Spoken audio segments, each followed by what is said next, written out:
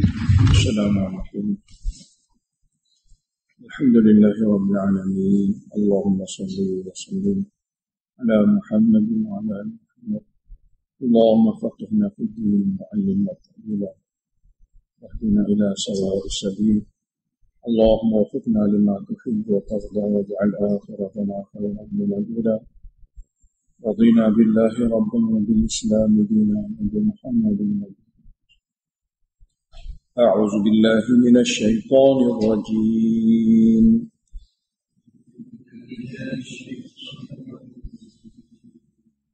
بسم الله الرحمن الرحيم. ضربت عليهم الذلة أينما ثقفوا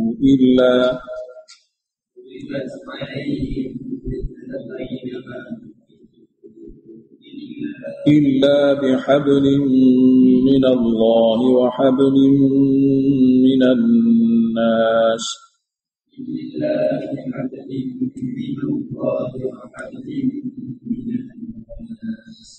وباءوا بغضب من الله وضربت عليهم المسكنة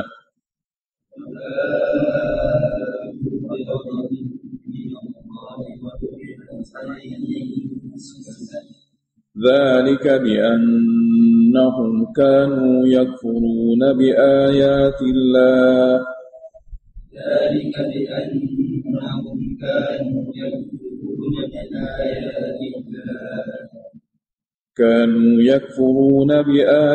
الله ويقتلون الأنبياء بغير حق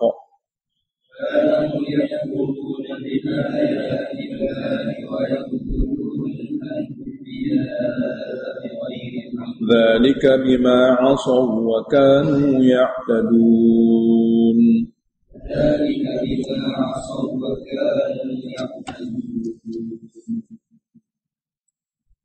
Yahudi, Allah Ta'ala beritahu pada ayat sebelum, jika mereka memberanikan diri untuk memerangi kamu, dia tidak tahan lama. Nescaya yuwallukum al-adbar, mereka akan berpaling lari membelakangi kamu kerana takut. Walaupun mereka lari, thumma la yunsarun, kemudian mereka tidak akan dibantu daripada segala arah. Kenapa mereka lari? Iaitu Allah cabut daripada mereka sifat juang, sifat untuk mempertahankan agama. Sifat juang, sifat mempertahankan agama Allah cabut daripada mereka. Dan Allah campak kepada mereka ganti daripada sifat juang yang biasa Allah bagi kepada orang beriman. Allah campak roh mania, satu kegurunan. Satu kegurunan, satu ketakutan yang dahsyat yang dicampakkan oleh Allah kepada hati musuh. Apabila musuh itu bertemu dengan ahli tauhid, bertemu dengan ahli yang beriman. Nabi kita SAW bersabda, aku diberi bantuan oleh Allah Ta'ala dengan cara dimasukkan ke dalam hati musuh takut dan gerun. Walaupun jumlah mereka ramai, walaupun mereka memiliki segala kelengkapan. Ini nusrah juga daripada Allah, bukan zahir saja. Jika kita tengok pada zahir, bilangan, kemahiran, kelengkapan. Islam dia bagi kepada kita suatu perkara yang luar biasa. Allah campak kepada hati musuh, walaupun dia ramai, walaupun dia ada alat senjata, walaupun dia cukup kemahiran, Allah campak Rabb adalah suatu nusrah, suatu bantuan luar biasa untuk umat akhir zaman. Sekiranya umat akhir zaman itu mengikuti benar-benar akan sunnah baginda, betul-betul teguh di atas akidah rukun iman, dan betul-betul menepati di segi mengikut sunnah baginda. Ada perkara itu, maka bertemu dengan mana-mana musuh, walaupun musuh ahli kitab, walaupun musuh jenis musyrikin Mekah, Allah bagi kemenangan. Itu telah sabit dalam riwayat dan juga daripada banyak bukti-bukti lain. Jadi tawalli di sini Di antaranya Allah Ta'ala cabut daripada Yahudi ni sifat jual. Allah cabut sifat jual. Jadi dia tidak ada sifat jual. Allah ganti kepada dia sifat pengecut. Ditambah pula ru'bu, gerun dan takut. Berhimpun kau itu sebenarnya kepada Yahudi.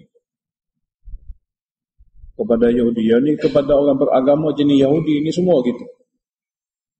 Mana bukan orang Yahudi saja, bukan bangsa saja. Kalaulah sifat-sifat sebegini ada pada mana-mana orang beragama, perkara yang sama akan berlaku. Jadi ayat seterusnya, ayat 112 sebagai illah. Jumlah ni jumlah ta'liliyah. Ayat ni sebagai illah. Larinya mereka tak boleh bertemu dengan umat Islam. Yang ni umat Islam jenis sahabat Nabi bertemu dengan Yahudi pada zaman mereka. Jadi hukum sini tuju kepada sahabat Nabi dan memang berlaku sungguh. Memang berlaku sungguh. Apa yang Allah beritahu ni bukan suatu perkara yang bakal, sudah berlaku. Bukan saja satu ramalan, bahkan sudah berlaku. Sekiranya pada zaman kita ni atau zaman bila-bila tak berlaku seperti ini, bukan kelemahan pada ayat, bukan kecacatan pada makna dia. Sebaliknya kecacatan kepada hamba. Orang beriman tidak memiliki ciri-ciri atau sifat-sifat yang sepatut diberi bantuan dan pertolongan. Yang kita akan baca nanti dalam ayat-ayat depan. Seperti mana para sahabat sendiri pun kalau tidak ada sifat tu dia pun kalah. Bukan nanti dia dia memiliki kelemahan-kelemahan lain. Kalau sifat dia tidak taat dalam masa peperangan, dia juga akan kalah. Walaupun Nabi ada bersama, walaupun tokoh-tokoh sahabat yang hebat-hebat ada bersama. Hilang ketaatan, hilang nusrah. Ada ketaatan, ada nusrah. Contoh kita akan baca nanti dalam perang Uhud. Perang Uhud adalah cacat di segi taat pada Rasul. Kerana terganggu oleh kerana suasana merebut harta rampasan, jadi lemah taat pada Rasul. Yang asalnya menang jadi kalah. Maknanya hilang sifat, hilanglah bantuan Allah. Nabi ada bersama. Mana Nabi pun ada bersama. Kalah tu di alam oleh baginda sallallahu alaihi wasallam. Jadi elah bagi kekalah Yahudi pula, duribat alaihimuz zillatu aina ma tuqifu. Ditimpa kepada mereka Yahudi kehinaan di mana saja mereka berada. Mereka tidak akan dimuliakan oleh semua bangsa lain. Mereka tidak akan dimuliakan oleh semua bangsa lain. Mereka hanya bertumpang dengan bangsa lain. Mereka bertumpang dengan bangsa lain. Mereka dipandang hina oleh bangsa lain. Bukti yang paling jelas, tidak ada negeri pun bagi pada mereka. Tidak ada negara-negara Islam atau negara Nasara atau negara mana-mana boleh bagi negeri pada mereka. Bermakna mereka tidak dihargai. Tak dihargai. Allah telah tetap ke atas mereka zillah. Kehinaan di mana tidak dihargai. Aina ma tuqifu, di mana saja mereka berada. Walaupun mereka anak cucu Nabi, ada sejarah besar dalam agama, tapi sudah habis. Kecuali illa bihabli minallah, jika masuk Islam, ada hubungan kembali kepada Allah dengan betul, maka dia jadi Muslim. Dia tidak lagi jadi golongan Yahudi. Tidaklah hina dia. Tapi kalau kekal dengan keadaan begitu Yahudi dia, Allah akan buat begitu pada dia. Itu hina di mana saja mereka berada. Ataupun bihabli minan nas, jika dia ada hubungan dengan manusia dengan cara minta tolong dan bantuan daripada manusia lain. Jadi simpati manusia lain, maka dia boleh cari makan. Simpati pada manusia lain, boleh dia cari tempat. Kalau dia saja-saja tanpa simpati orang lain, dia tetap hina. Dalam tafsir sebut, habli minan nas, di antara maknanya ialah jika dia bayar jizyah kepada orang Islam, maka orang Islam lindungkan dia. Yahudi, jika dia bayar jizyah kepada orang Islam, itu makna hablum minan nas. Maka orang Islam lindungkan dia. Mana sesama Yahudi, Dia nak duduk dalam dunia dengan keadaan dia aman, dia kena ada hubungan dengan orang lain. Seperti mana kalaulah dia nak duduk aman, dia kena bayar jizyah, cukai tahunan. Bayar jizyah, orang Islam jaga dia. Hanya dengan dua cara ini bolehlah hidup. Dengan cara hablum minallah masuk Islam, dengan cara hablum minannas dia bayar jizyah kepada orang Islam. Dia masuk Islam sendiri, lepas, selamat daripada hina. Dia bayar cukai kepada orang Islam, dia akan dijaga orang Islam. Itu duniawi mereka. Tapi kalau mati, waba'u bighadabi minallah, mereka kembali dengan bawa kemurkaan besar daripada Allah. Dan waduribat alaihimul maskanah, dan ditetapkan ke atas mereka atau ditimpakan ke atas mereka kemiskinan, kesempitan hidup. Dia rasa dia tak cukup. Dia rasa dia tidak cukup. Kemiskinan jiwa dia. Sebahagian ulama tafsir terjemah miskin dengan makna hilang semangat. Miskin semangat agama. Miskin semangat agama. Satunya tulis miskin sifat kemiskinan dia. Dia Allah campak dalam diri dia tak cukup, sentiasa tak cukup, miskin. Satu lagi dia terjemah kemiskinan di segi semangat agama. Kenapa berlaku begini? Dua perkara, hina dan miskin. Dzalika, yang demikian hina dan miskin berpunca pula bi annahum kanu yakfuruna bi ayatillah. Mereka sentiasa mengkufuri ayat Allah. Mereka sentiasa mengkufuri ayat Allah. Wa yaqtuluna al-anbiya'a bighairi haqqin, dan mereka sentiasa membunuh para nabi al-keadaan tanpa sembarang alasan. Kenapa mereka kufur pada ayat? Kenapa mereka bunuh nabi? Dzalika, yang demikian bunuh nabi, yang demikian takzib, memdustakan ayat, bima asaw wa kanu ya'tadun. Ini punca asal dia. Maknanya bertangga-tangga. Karena sifat mereka tidak suka melakukan arahan syariat, tak suka melakukan arahan syariat. Asaw isyan, perkara yang diarah buat, dia tak buat, maka berlakulah isyan, derhaka dengan bentuk itu. Jadi suka tak buat apa yang diarah. Yang kedua, wa kanu ya'tadun, dan mereka selalu melanggari apa yang dilarang. Tabiat dia dulu lagi, di mana larangan ada, situlah dia buat, langgar. Di mana arahan suruh buat, dia situ dia tak buat. Jadi tak buat yang disuruh, melanggar yang dilarang. Daripada dulu tabiat dia begitu sampai tahap dia kufur ayat Allah, dia bunuh Nabi Allah. Akhirnya jadilah dia dihina dan miskin. Itu semua ahwal, keadaan orang beragama yang curang dalam agama, tidak jujur. Orang beragama curang dalam agama, tak jujur. Jadi gitu.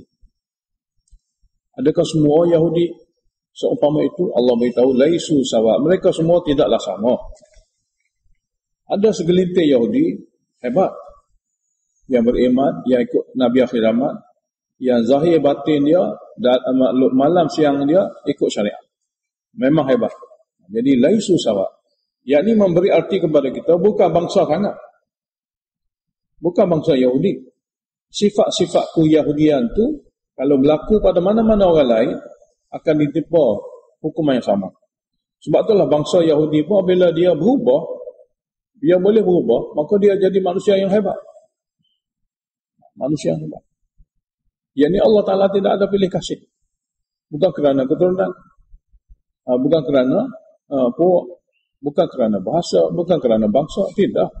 Kerana sifat-sifat yang mereka boleh usaha seperti mana petunjuk Allah, maka makin dekat kepada Allah.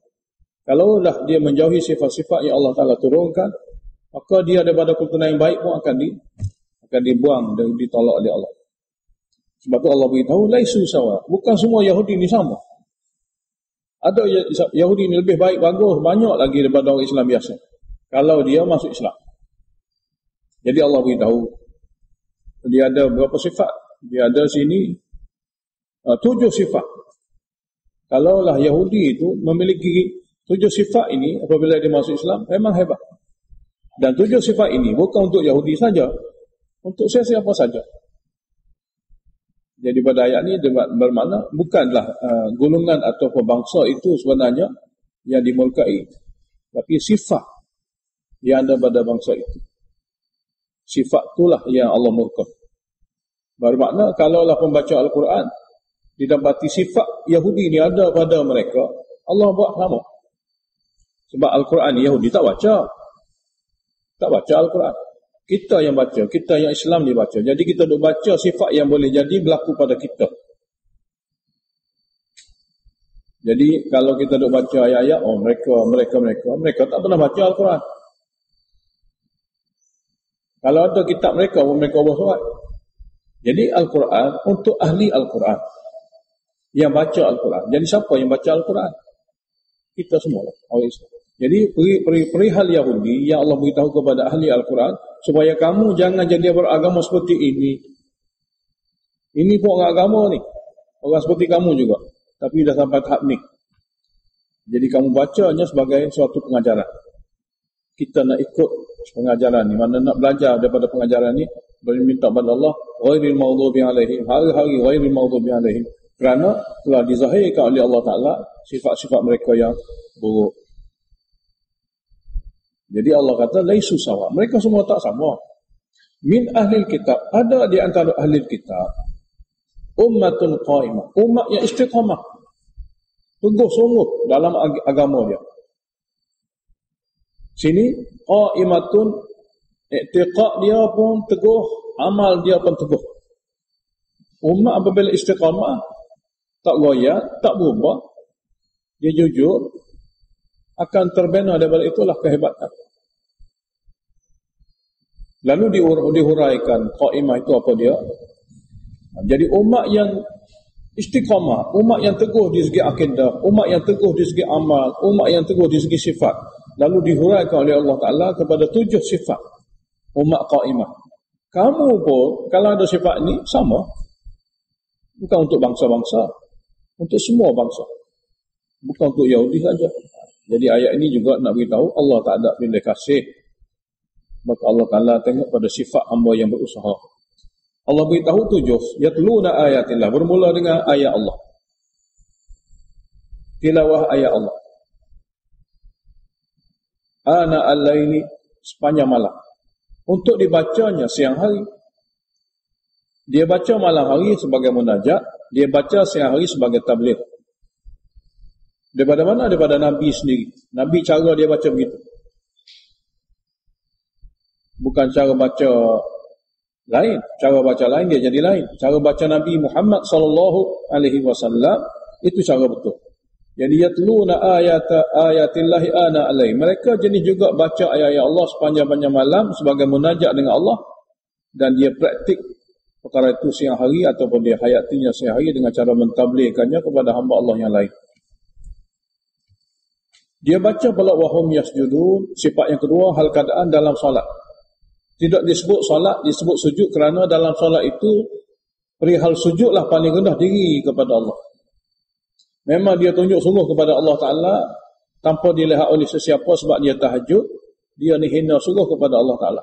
Dia baca ayat-ayat sebagai munajat dan memperlihatkan kepada Allah semata-mata tanpa dikongsi oleh orang lain yang melihat. Sebagai bukti dia betul-betul rendah diri, bersedia nak patuh dan ikut segala perintah Allah. Jadi satu sudut daripada sembahyang tu dia ambil sudut sujud, kerana ia adalah merupakan kemuncak bagi penghinaan diri. Ini Alkitab. Yang ketiga, yu'minuna billahi wal yaumil akhir. Yang ketiga, mereka meyakini Allah dalam segala janji-janji. Beriman bukan ala qadar. Mereka beriman kepada Allah atas segala janji-janji dan segala firman-firman. Yang keempat, wal yaumil akhir. Dia meyakini hari akhirat tempat kekal abadi. Bukan percaya ala qadar, bahkan meyakini. Meyakini janji-janji Allah, dalam mentaati janji Allah, dalam mentaati Allah ada janji baik, dan mereka meyakini hari akhirat, maknanya mati saja bila-bila masa memang balasan tadi dia akan dapat. Yang kelima, wa ya'muruna bil ma'ruf. Mereka hidupkan ma'ruf. Mereka amal ma'ruf, makna mereka hidupkan ma'ruf. Maknanya dia cergas. tidak lembab.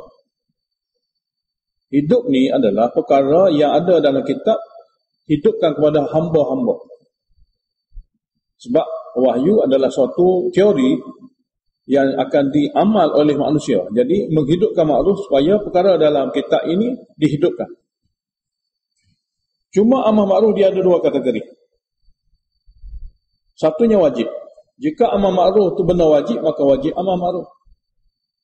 Ada amar ma'ruf sunat. Jika benda ma'ruf itu sunat, maka amar ma'ruf pun jadi sunat. Yang kedua, wa yanhau 'anil munkar. Yanhau 'anil munkar ni wajib berlaku. Sebab munkar wajib dihilangkan. Amar ma'ruf kalau lah perkara sunat, sunat kita amar ma'ruf. Kalau ma'ruf itu wajib, maka wajib kita amar ma'ruf. Manakala munkar, munkar dia semua haram. Maka wajib cegah munkar. Cuma dalam tafsir sebut, wa yanhauna 'anil munkar dia lebih khusus. Berbanding amar ma'ruf dia lebih umum. Semua orang boleh buat amar ma'ruf, tapi tidak semua orang boleh cegah munkar. Cuma dalam kitab tafsir sebut, perkara ma'ruf dan munkar juga perlu kepada orang yang ingin melakukannya, dia kena tahu sungguh-sungguh dengan dalil dan bukti ma'ruf tu macam mana, munkar tu macam mana. Kalau tidak, dia bertukar. Yang ma'ruf dia faham munkar, yang munkar dia faham ma'ruf. Kalau tidak, dia akan bertukar dan memberikan pada dia tu satu perkara yang bahaya pada diri sendiri dan bahaya kepada agama. Yang ketujuh, wa yusari'una fil khairat, mereka bersegera dalam semua perkara kebaikan. Mereka tidak tangguh-tangguhkan. Sebab tangguh-tangguhkan adalah sifat munafikin. Kurang kerana tangguh-tangguhlah manusia ni lama-lama ditarik balik taufik. Seperti mana kita baca sebelum. Jadi cara menangguh-tangguh itulah Allah Ta'ala tarik semua. Allah bagi peluang, tangguh. Allah bagi peluang, tangguh. Allah bagi peluang, tangguh. Lama-lama tak perlu bagi peluang. Gitu. Jadi lawan dia yusari'un. Jadi ayat yusari'u ini jenis ini berkali-kali Allah Ta'ala sebut nak beritahu sifat orang yang betul-betul baik, dia bersegera. Jadi wa yusari'una fil khairat, dan mereka bersegera dalam semua perkara kebajikan. Asalkan perkara itu ada pahala saja, maka mereka bersegera buat. Jadi inilah 7 sifat ummah qa'imah, ummah yang betul istiqamah. Allah beritahu. Dan ada pada golongan Yahudi yang masuk Islam. Ada pada golongan Yahudi yang masuk Islam. Wa ulaika minas salihin. Jika sekiranya berhimpun 7 sifat ini, orang bersifat seperti 7 tadi, minas salihin, daripada kalangan hamba yang betul-betul soleh, jenis makbul di sisi Allah. Allah Ta'ala pilih kita juga daripada golongan ini. Kalaulah katakan seorang tu tak mampu lagi nak sampai tahap terbaik, apa saja yang dia buat, Allah akan bagi pahala ke arah yang baik. Wa ma yaf'alu min khairin falan yakfaru. Apa saja yang mereka mampu buat daripada amalan baik, maka mereka tidak akan dihampakan balasan. Ada saja balasan. Katalah targetnya begini, tapi mampu buat seperti ini. Yang mampu buat apa Allah bagi pahala. Ke arah target, mana ke arah puncak atau ke arah matlamat. Allah tak sia-siakan. Bukan berarti nanti dapat semua complete barulah akan bagi pahala. Kalau masih dalam latihan tidak ada pahala. Tidak begitu. Allah beritahu wa ma yaf'alu min khairin, apa saja yang mereka boleh lakukan daripada amalan-amalan baik, fala yukfaru, maka mereka tidak pernah dikecewakan. Buatlah apa saja ke arah kesempurnaan, Allah akan bagi pahala. Sebab apa? Jumlah ta'liliyah. Wallahu alimun bil muttaqin. Allah juga yang maha mengetahui golongan yang bertakwa. Ayat seterusnya sebagai takhfif ukhrawi. Jadi engkar manusia biasa dengan sebab anak pinak, pengaruh. Engkar manusia dengan sebab kekayaan dan juga kemewahan. Jadi innal ladina kafaru, sesungguhnya golongan yang engkar, lan tughni anhum amwaluhum, tidak boleh menyelamatkan mereka oleh harta benda mereka, wala auladuhum, oleh anak-anak pinak dan pengaruh mereka, minallah, daripada azab Allah, syai'an sedikit pun. Jadi kamu duduk sibuk kalut dengan perkara-perkara duniawi, kamu duduk sibuk kalut dengan anak dan juga pengaruh ini, semua tidak boleh tolong pada masa perlu pertolongan. Pada masa perlu kepada pertolongan. Yakni dia jenis bersusah payah perkara yang sia-sia. Ataupun bersusah payah pada perkara yang menyebabkan penderitaan. Bersusah payah pada harta, bersusah payah pada anak pinak, dia sebenarnya menyebabkan penderitaan. Kalau tidak ada dalamnya peraturan. Kalau tidak ada padanya peraturan. Ayat seperti ini berkali-kali Allah ulang. Manusia sanggup bersusah payah kerana harta. Manusia sanggup bersusah payah kerana anak pinak dan kawan keluarga ataupun pengaruh. Tapi bersusah payah untuk menderita. Kalau sekiranya tidak ada dalamnya peraturan Allah. Begini ayat Allah ulangi. Dan orang yang tidak boleh jadi ummah qa'imah, jenis ini semua. Jenis seperti ini. Jadi Allah Ta'ala adakan terus. Kenapa seorang tu tak jadi ummah qa'imah? Ummah istiqamah. Kerana dia bersusah payah hanya perkara-perkara harta benda dan juga anak pinak. Yang perkara inilah yang menghancurkan dia. Dan tak boleh membantu dia. Jadi begitu mudah Allah Ta'ala fahamkan kepada kita melalui ayat-ayat dan susunat untuk kita dapat fahami. Jadi harta benda mereka, anak pinak dan pengaruh mereka yang mereka bersusah payah demi kerana itu, lalu mengabaikan agama yang sepatutnya mereka beristiqamah, tak boleh menolong mereka semasa mereka perlu kepada pertolongan sedikit pun daripada azab Allah. Wa ulaika ashabun nar. Dan mereka-mereka yang bersifat seperti tadi, mereka adalah penghuni tetap neraka. Hum fiha khalidun, mereka kekal dalamnya. Semoga Allah lindungi kita. Katakanlah orang yang buat infak, tapi tak beragama buat infak, ataupun akidah tak betul buat infak. Dia buat apa-apa jasa. Tidak semestinya orang yang tidak beriman atau tidak beragama ni dia orang jahat, tak semestinya. Kadang-kadang dia banyak buat jasa. Kita tanya golongan kufar, dia buat jasa pada dunia sangat banyak. Jasa-jasa dia dibukukan. Jasa-jasa dia hingga hari ini kita dapat terima. Semua orang dapat ambil daripada jasa-jasa dia. Semua hari ini segala-gala teknologi, segala-gala kemudahan yang tidak ada pada 100 tahun sebelum, ini dia panggil jasa yang dibuat oleh seorang tak beriman. Adakah dia boleh membantu? Tanpa iman, tanpa syariat Tuhan, dia tidak boleh membantu. Maknanya dia menderita, bersusah payah, kaji selidik, tapi untuk penderitaan. Maknanya penderitaan demi untuk penderitaan. Sebab itulah kata pepatah Arab, janganlah hidup kamu di dunia semata-mata untuk menderita di akhirat. Sebab hidup dunia ni kalau sekadar untuk menderita di akhirat, memang tidak ada akal lah orang tu. Jadi di sini Allah beritahu supaya guna akal. Mathalu ma yunfiquna fi hadhil hayati dunya, bandingan orang yang menginfakkan harta semasa hidup di dunia tapi tidak ada iman, tapi tidak ada agama. Kamathali rih, seperti angin. Fiha sirun, ada dalamnya kesejukan yang melampau, ada dalamnya, yakni sifat angin itu ada kesejukan yang melampau ataupun ada panas yang melampau. Dia sirun, dia ada dua terjemahan. Angin kencang yang ada dalamnya sifat sejuk yang melampau, sifat panas yang melampau. Lalu angin kencang itu asabat harta qaumin, menimpa tanaman satu kaum. Kaum mana? Zalamu anfusahum, yang telah menzalimi diri mereka kerana tidak ada iman, kerana syirik ada. Fa ahlakathu, lalu angin tadi menghancurkan tanamannya. Seumpama itu.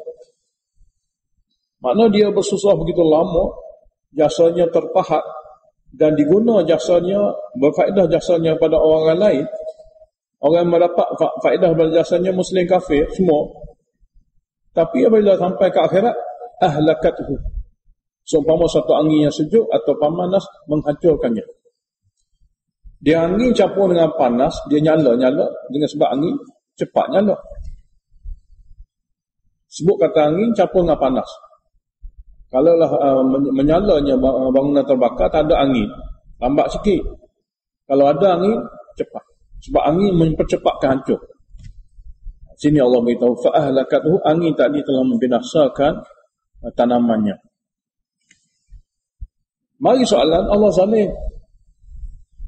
Allah kata, wa ma zalamu Allah. Allah tak zalim mereka. Sebab Allah tak pernah hajat mereka untuk masuk neraka. Segala panduan Allah untuk masuk syurga. Tak ada satu pun dalam ayat Allah ni nak suruh manusia ni zalim. Nak suruh manusia tu menderita. Tidak ada apa. Tidak ada iradah daripada Allah untuk hamba dia susah. Tidak ada iradah. Walaupun berlaku susah hamba dalam iradah Allah. Dia dokau dekat-dekat. Ayat sebelum ni kita baca, "Wallahu yurid zulman." Allah Ta'ala tiada iradah satu pun untuk menzalimi. Segala-gala kezaliman berlaku daripada iradah hamba, dan apabila iradah hamba, Allah pun jadikan perkara seperti itu. Jadi di sini Allah tegaskan, "Wa ma zalamahumullah." Allah tak zalim mereka. Allah turunkan kita untuk selamatkan mereka. Allah pilih Nabi yang terbaik untuk selamatkan mereka. Mana ada zalim? Ibu bapa, ini contoh lagi, ibu bapa, dia suruh anak yang dia sayang, suruhan yang sesuai dengan anak dia. Dia suruh anak dia belajar supaya masa depan anak dia. Dia sebuah homework, kerja rumah untuk kebaikan anak dia. Sebab dia ni ibu bapa kepada anak. Cuma kalau anak tu tak ikut ibu bapa, buat kerja tak sama, dalam peperiksaan pun fail, berkawan dengan orang tak patut berkawan, lama-lama porak-poranda kehidupan anak dia, bukan kerana ibu bapa nak gitu. Itu adalah perkara yang dipilih oleh anak menyalahi kehendak ibu bapa.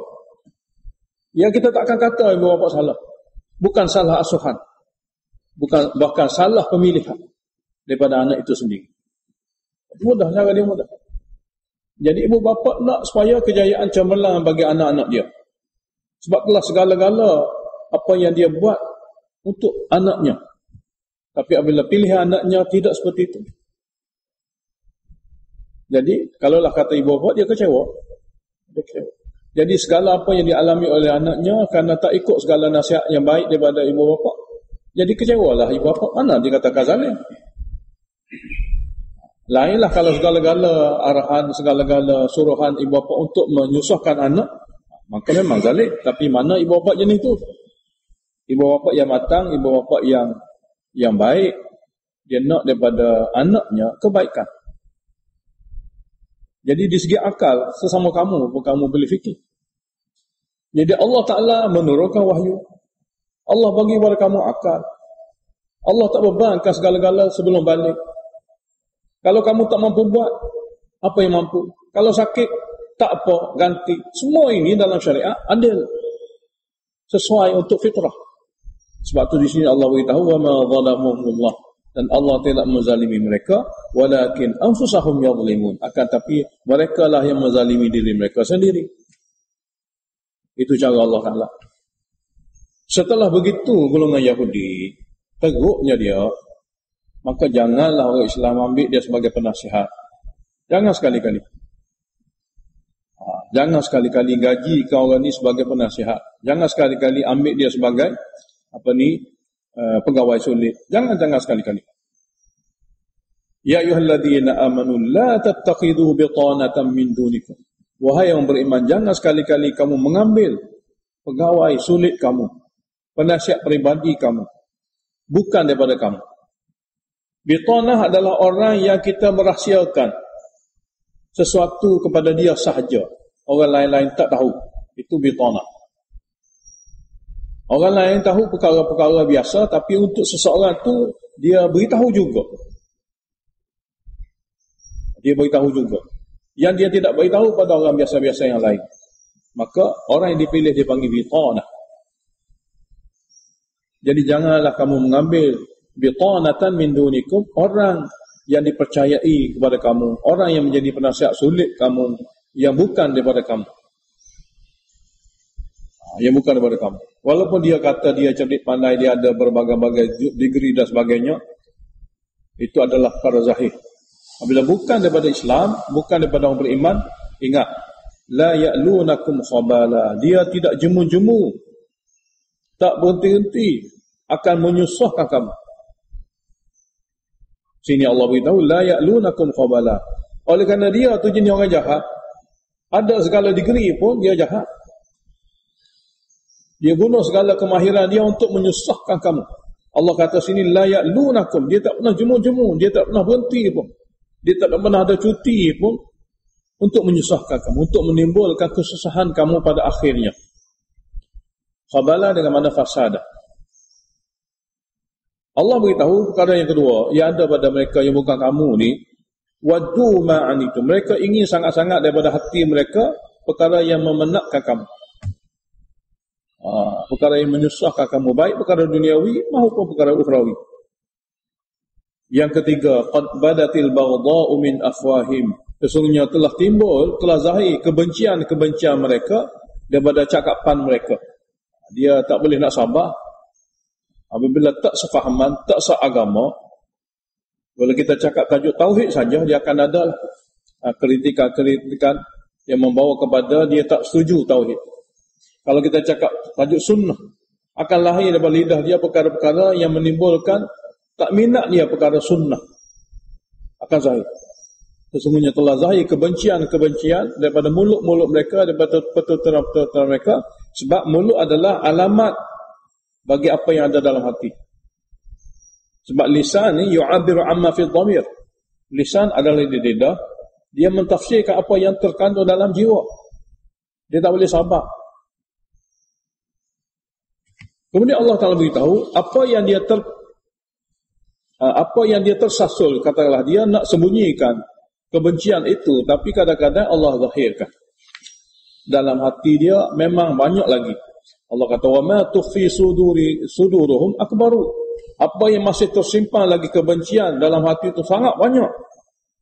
Ni yang zahir ni, yang tersasul daripada mereka. Dalam jaga-jaga tu keluar juga. Benci kepada tauhid, benci kepada sunnah, benci kepada akhirat, benci kepada Quran dan sebagainya. Duk jaga-jaga akan zahir juga. Jadi semua ni Allah laporkan kepada kita, golongan-golongan yang jenis Yahudi Nasara, yang bukan kamu yang pada beriman, inilah dia. Qad bayyana lakumul ayat. Sesungguhnya kami telah menjelaskan kepada kamu segala bukti dan tanda-tanda.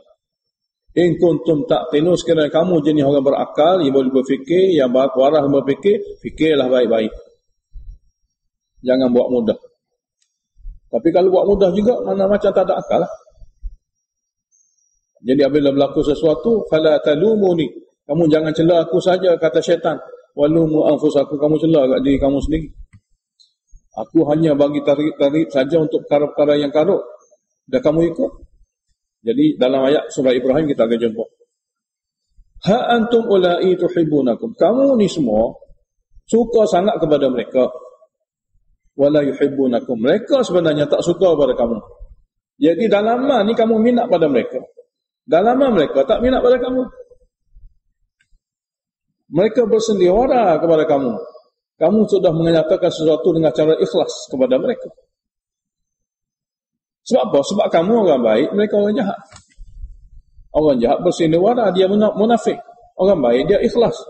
Apa dalam hati itulah dia zahirnya. Jadi mana boleh sama? Lainlah sama-sama ikhlas. Ini ikhlas dengan orang munafik. Jadi Allah Ta'ala kata kepada kita semua, ha antum, kamu wahai sahabat, kamu ini ulai tuhibbuna, mereka juga yang kamu kasih. Zahir batin. Sedangkan wala yuhibbunakum, sedangkan mereka di segi batinnya tidak kasih kepada kamu, di segi zahir saja mesra dengan kamu. Kini di sini ulama tafsir ada beritahu, mereka di segi batin tak kasih kepada kamu, di segi zahir saja mesra kepada kamu. Wa tu'minuna bil kitabi kulli, kamu beriman pada semua kitab, Taurat, Injil, Quran. Mereka beriman tidak pada semua kitab, pilih-pilih. Kitab kamu memang dia tak terima, kitab lain memang dia tolak, kitab dia pun dia ubah surat. Wa idza laqukum qalu amanna, apabila berdepan dengan kamu, mereka pun kata kami beriman juga. Wa idza khalau, apabila mereka berkesorangan, addu alaikumul anamila minal ghaid, mereka menggigit jari jemari mereka kerana sangat-sangat marah kepada kamu, kerana tak sefahaman, tak sehaluan di segi akidah dan di segi cara beragama. Untuk mereka ini, qul mutu bi ghaidikum, katalah kepada mereka, kamu matilah dengan kemarahan kamu. Kami tetap membela agama kita, kami tetap akan menghidupkan syariat kita. Jadi kami dengan cara kami tak akan berubah. Jadi oleh kerana itu kamu marah kepada kami, jadi matilah kamu dengan kemarahan itu. Kami tak akan berubah. Innallaha alimun bidzati sudur. Sesungguhnya Allah Maha mengetahui akan segala apa yang ada dalam hati daripada yang dirahsiakan oleh manusia. Satu lagi perkara yang mana Yahudi ini penyebab dia tidak boleh tak boleh beristiqamah ataupun tidak boleh teguh dalam memperjuangkan pahaman dia berlawanan dengan Muslim ataupun orang Islam di kalangan sahabat Nabi yang berjuang untuk agama. Salah satunya dengki mereka. In tamsaskum hasanatun tasuhum. Jika kamu dapat apa-apa kebaikan, menyusahkan sangat hati mereka. Wa in tusibukum sayyi'atun, dan jika kamu ditimpa musibah dan kesusahan, yafrahu, mereka sangat gembira. Mereka sangat bergembira bila kamu susah. Mereka sangat susah bila kamu dapat senang. Ini dia panggil hasad. Yafrahu biha, mereka sangat gembira kesusahan-kesusahan yang ditanggung oleh kamu itu. Inilah dengkinya mereka. Jadi kalau begini keadaan mereka, apakah kamu akan ambil mereka sebagai bitanah, penasihat? Allah Ta'ala beritahu, kalaulah kamu hidup dengan mereka yang terpaksa bermuamalah dengan mereka di segi perniagaannya, berurusan dengan apa saja urusan duniawi, dan berlakulah perkara-perkara seperti ini, sabar. Jadi wa in tasbiru wa tattaqu, sekiranya kamu dapat sabar memperjuangkan agama kamu dan dapat jaga daripada melanggari syariat dan peraturan agama kamu, la yadurrukum kaiduhum syai'a, tidak boleh membahayakan kamu rancangan jahat mereka walaupun sedikit. Mereka oleh kerana dia orang jahat, segala rancangan atas dasar jahat tidak akan membahayakan kamu sedikit sekiranya ada sifat sabar dan takwa. Dua inilah dia panggil senjata sulit yang paling hebat yang ada pada umat Islam. Sabar dan takwa. Sabar dalam melakukan taat, takwa daripada melanggarkan hukum. Takwa dalam perkara maksiat. Sabar dalam taat, takwa dalam maksiat. Selamat. Dalam melakukan taat, sabar. Dalam perkara maksiat, takwa. Ada dua ni senjata yang paling hebat yang dimiliki oleh umat Islam. Jadi, wa in tasbiru wa tattaqu, sekiranya kamu dapat sabar dalam taat dan dapat takwa dalam maksiat. Mana dalam perkara maksiat kamu takut dan jaga, tidak akan membahayakan kamu oleh rancangan jahat Yahudi itu sedikit. Allah jaga. Bermakna Allah jaga. Innallaha bima ya'maluna muhit. Sesungguhnya Allah Ta'ala apa yang mereka lakukan muhit, ilmunya meliputi akan segala-gala. Jadi tak perlu bimbang sebab Allah jaga. Muhit di sini maknanya Allah jaga. Kisah peperangan Uhud nak beritahu kalau tidak ada takwa dan sabar akan jadi masalah. Kalau ada sifat sabar takwa, dalam apa-apa semua keadaan selamat. Sini Allah beritahu kepada kita, wa idh ghadawta min ahlika tubawwi'ul mu'minina maqa'ida lil qital. Di waktu kamu keluar daripada rumah kamu, rumah Aisyah radhiyallahu anha, untuk tubawwi'u, untuk kamu mengatur tentera mukmin. Maqa'ida, tempat-tempat yang patut untuk berperang lil kita peperangan Uhud. Wallahu samiun alim, dan Allah Maha mendengar lagi Maha mengetahui. Jadi ikhtiar kamunya dalam peperangan Uhud setelah bermusyawarah untuk bertahan dalam kota Madinah. Maknanya di kawasan Uhud ni adalah berdekatan satu batu daripada Masjid Nabawi kurang lebih. Wallah idh hammat ta'ifatan minkum an tafshala. Dalam masa kamu pergi untuk mengatur strategi di segi tempat kedudukan perang sebelum kedatangan orang kafir Mekah nu, masa pergi itu pergi dengan kadang 1,000 orang. Dalam masa perjalanan nak sampai ke Uhud, 1/3 dah balik bersama dengan ketua-ketua munafikin. Termasuk di antara yang balik itu adalah Bani Salimah, Bani Harisah. Bani Salimah daripada kabilah Khazraj, Bani Harisah daripada kabilah Aus. Balik kerana ikut kepala munafikin. Jadi Allah kata, idh hammat ta'ifatan minkum an tafshala.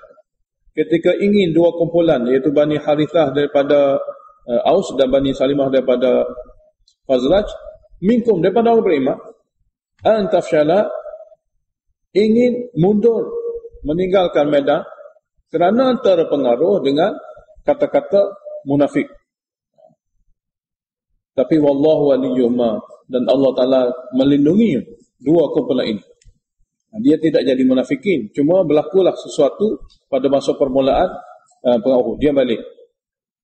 Ada peperangan berlaku dengan keadaan 700 daripada 1000 asalnya. Wa 'alallahi falyatawakkalul mu'minun. Kepada Allah jua sepatutnya bertawakal orang yang betul-betul beriman.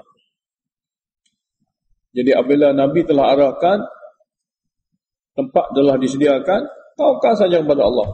Apa-apa nak jadi, ikhtiar sudah dibuat, syariat sudah diikuti, apa yang akan berlaku, tawakal kepada Allah.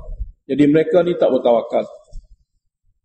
Mereka balik kerana ada gangguan suara-suara sumbang daripada ketua-ketua munafikin, dia terpengaruh pergi meninggalkan Uhud. Kemudian Allah beritahu pada ayat seterusnya tentang Badar. Badar ada cukup, sabar takwa cukup ada. Dua-dua senjata besar ni ada. Walaqad nasarakumullahu bi Badrin, dan sesungguhnya Allah telah bantu kamu di Badar sana tahun lepas, bulan Ramadan.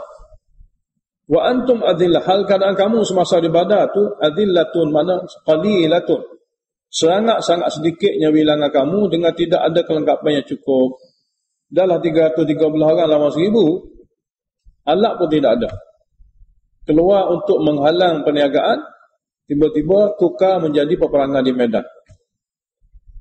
Itu pun kamu tahu pengalaman tahun lepas. Tapi Allah bagi kemenangan, Allah bagi pertolongan.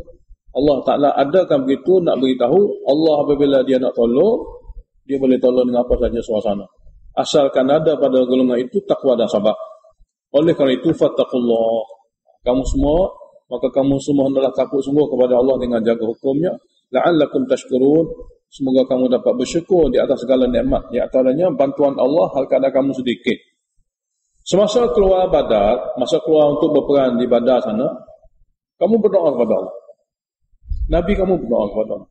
Kamu hanya harap pertolongan Allah semata-mata kerana di segi zahirnya kamu tak dapat kemenangan. Di segi zahir, sebab biasa memang kalah. Oleh kerana itulah kamu minta sungguh-sungguh kepada Allah. Bermakna kalaulah sekiranya menang, menang daripada bantuan Allah. Allah beritahu sini, ittaqulu lil mu'minin.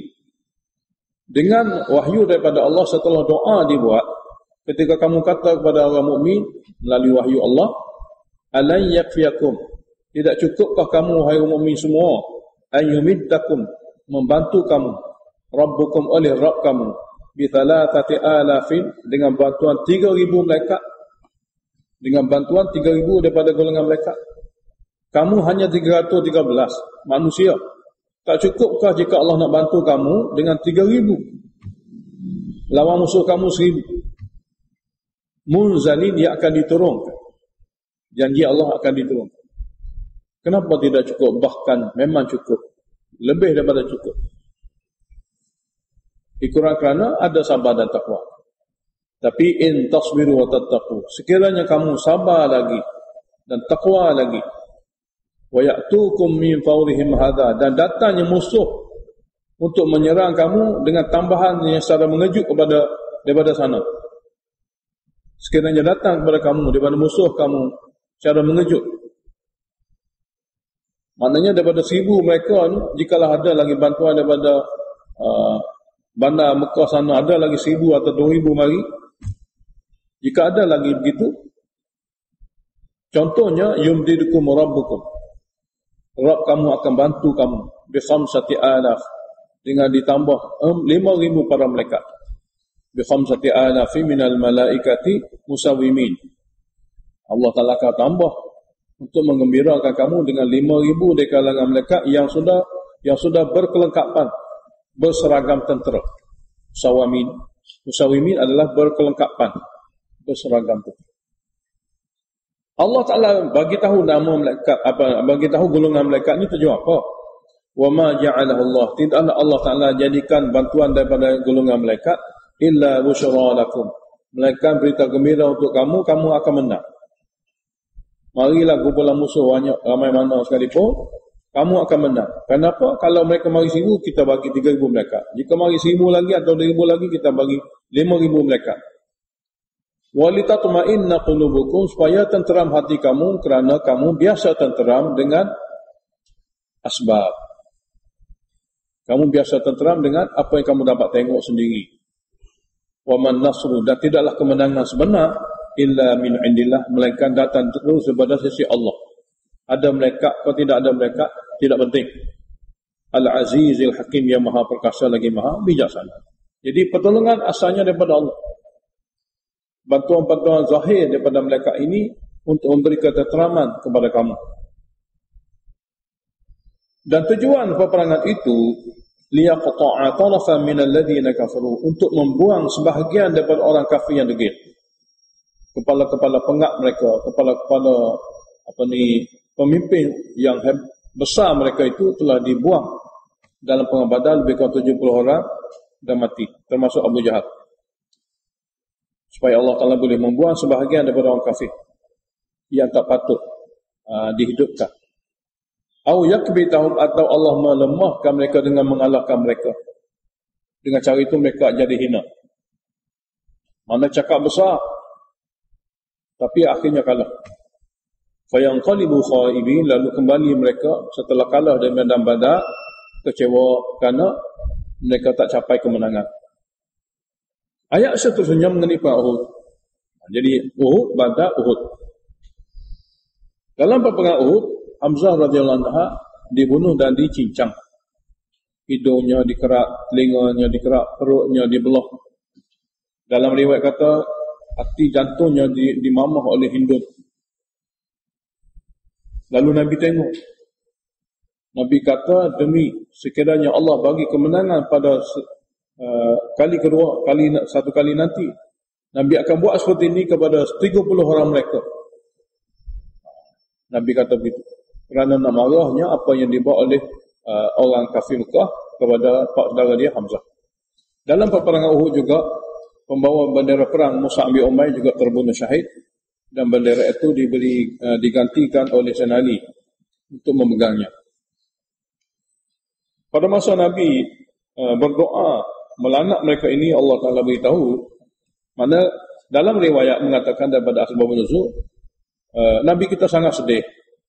Dan Nabi pernah berkata, dia nak balas seperti ini kepada 50 orang kafir. Ada riwayat mengatakan, Nabi doa nak dalam sembahyang subuh. Allah turunkan ayat, Laisa laka minal amri syai'un. Laisa laka, tidak ada milik kamu. Minal amri, daripada urusan hamba. Dalam urusan mentakdirkan hamba. Syai'un, sedikit pun wahai Muhammad. Soal mentakdirkan hamba ni, tidak ada milik kamu sedikit pun wahai Muhammad. Sama ada Allah Ta'ala yatuba alaihi. Sini muqaddar jumlah. Wa imma an yuhlikakum. Sama ada Allah Ta'ala mematikan kamu, Allah boleh buat.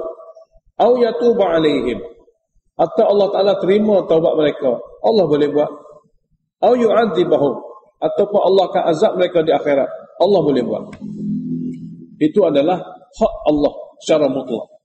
Mentakdirkan hamba, hak Allah.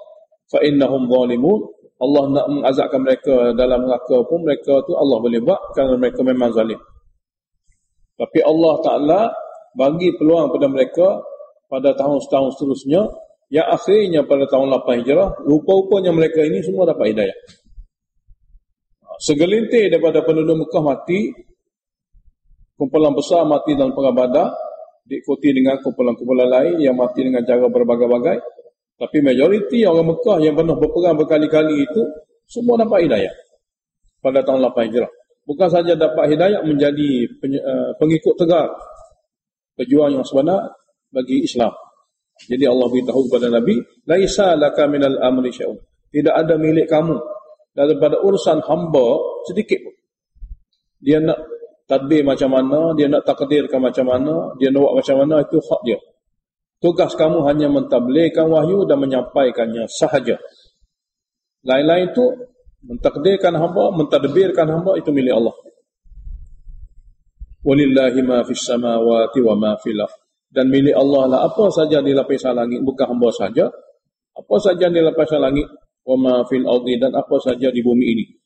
Yaghfiru liman yasha. Allah Taala boleh mengampuni siapa-siapa yang Dia kehendaki dengan dibaginya hidayah Islam. Wa yu'adzibu man yasha, dan Allah Taala boleh mengazabkan siapa-siapa yang Dia kehendaki dengan dikekalkan dalam syirik dan kufur. Wallahu ghafurur rahim, dan Allah Maha mengampuni lagi Maha mengasihani. Ayat seterusnya mengenai nifaq. Perkara dalaman yang biasa bahaya tapi tak disedari. Dia perkara dalaman, dia sangat bahaya tapi tak disedari. Lebih-lebih lagi bahaya ini apabila nifaq masih berada dalam medan perang. Sebab perang ni biasanya cepat mati. Jika mati dalam keadaan nifaq, mati dalam neraka. Tapi zahirnya, biasanya zahir sebagai seorang Muslim.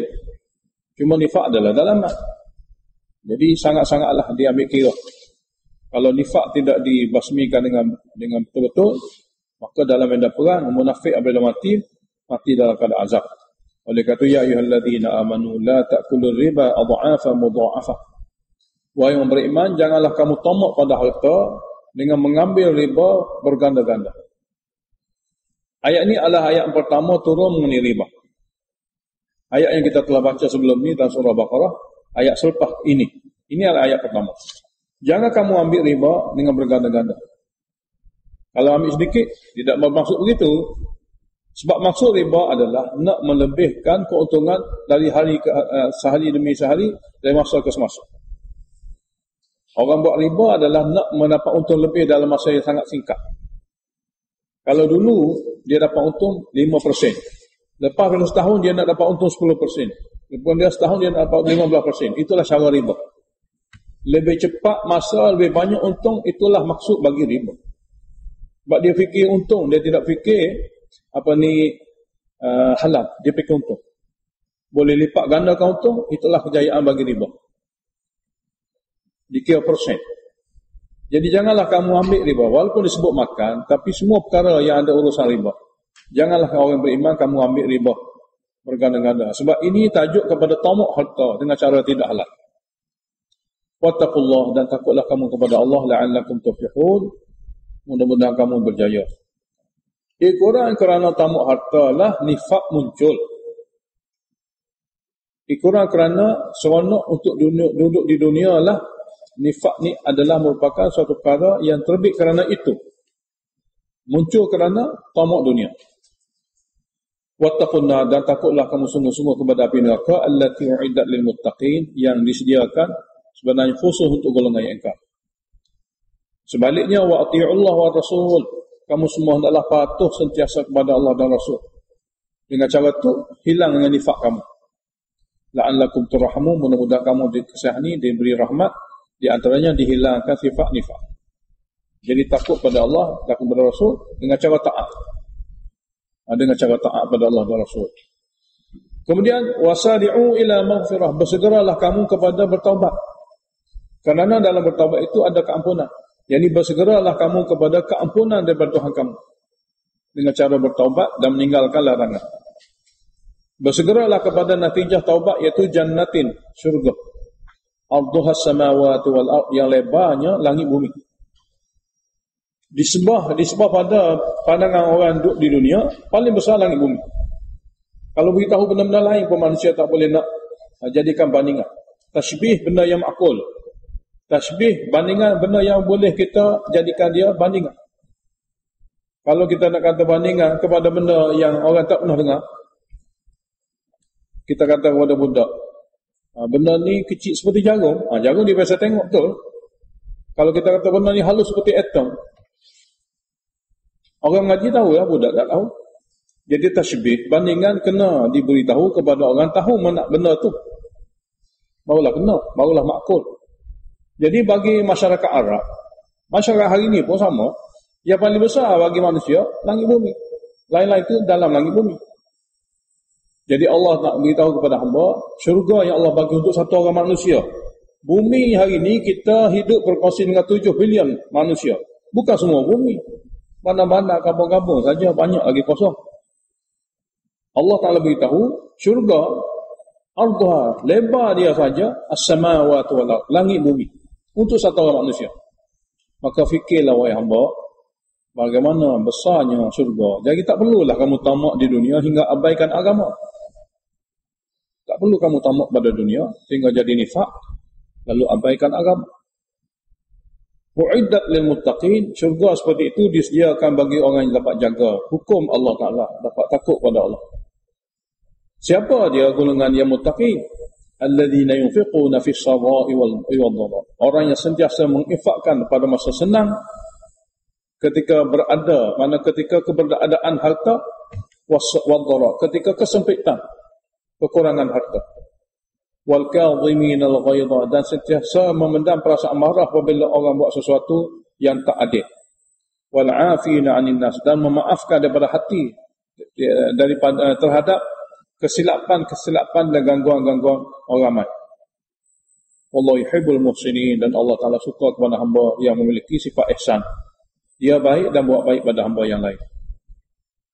Lagi, walladzina idza fa'alu fahishatan, dan orang yang apabila melakukan perbuatan maksiat, dosa besar, keji, au zalamu anfusahum, atau mereka menzalimi diri mereka dengan melakukan kesalahan-kesalahan lahir seperti dosa kecil, cepat-cepat zakarullah, mereka ingat akan hukuman Allah, mereka ingat akan kebesaran Allah.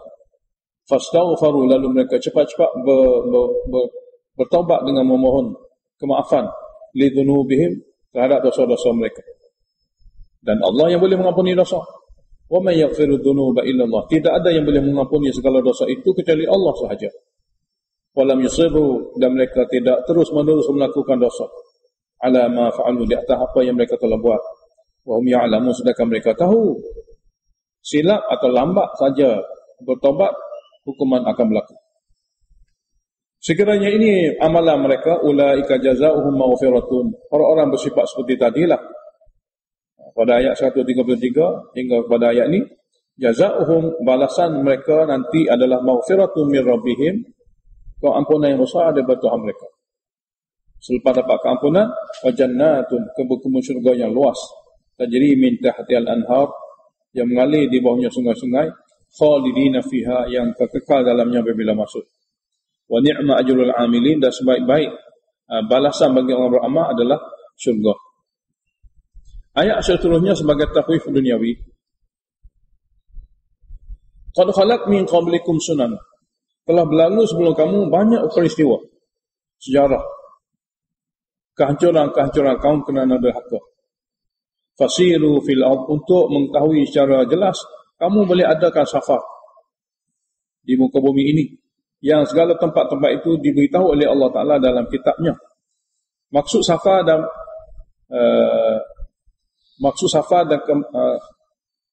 mengembaranya kamu untuk mengetahui dalil, supaya kamu fanzuru, kamu boleh tengok sendiri kaifa kana aqibatul mukadzibin, bagaimana dahsyatnya kesudahan golongan yang mendustakan Allah, mendustakan ayatnya. Hadza bayanun linnas, ini Quran memang jelas sangat-sangat, cukup jelas sangat-sangat untuk seluruh manusia. Quran ini memang jelas sangat-sangat untuk seluruh manusia. Wahudan, dan sumber ilmu yang boleh memberi petunjuk. Wa mau'izatun, dan apabila diamalkan ilmu ini dia akan menjadi mau'izah, suatu peringatan lil muttaqin, kepada golongan ingin bertakwa. Wala tahinu wala tahzanu, janganlah kamu berasa lemah untuk menentang musuh. Wala tahzanu, dan janganlah pula kamu mudah berduka cita apabila diganggu dan dikalahkan. Wa antumul a'lau, kamu tetap sentiasa tinggi sebenarnya. In kuntum mu'minin, sekiranya kamu benar-benar beriman. Orang beriman dalam kalah pun dia dapat darjat, dalam menang dia dapat darjat, sebab dia mukmin. Kalau kalah dia dapat sabar, dalam sabar tu pahala. Jika menang dia bersyukur, dalam syukur tu pahala. Dalam peperangan Uhud, memang orang Islam kita pada peringkat awalnya dapat kemenangan yang hebat. Allah bagi kepada mereka sebagai janji, yang sebagai menepati janji. Tapi apabila berlaku kesilapan, kelemahan mereka dalam mengawal nafsu di dalam mengumpulkan harta rampasan. Kelemahan mereka dalam mengawal nafsu, dalam mengumpulkan harta rampasan. Dan kelemahan mereka di dalam memahami arahan ketua mereka. Kelemahan mereka dalam memahami arahan ketua.